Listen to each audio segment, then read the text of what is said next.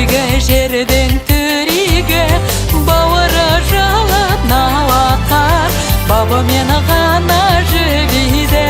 Наурыз, наурыз күнігі, күнігі жердің түрігі, шашылып ырыс шанақтан, шақырып бірі-біріді, шаттанушы еді бірігі. Наурыз айы туғанда, той болушы еді бұл маңда. Сақталушы еді сыбағаң, сапарға кеткен ұлдарға. Наурыз айы туғанда.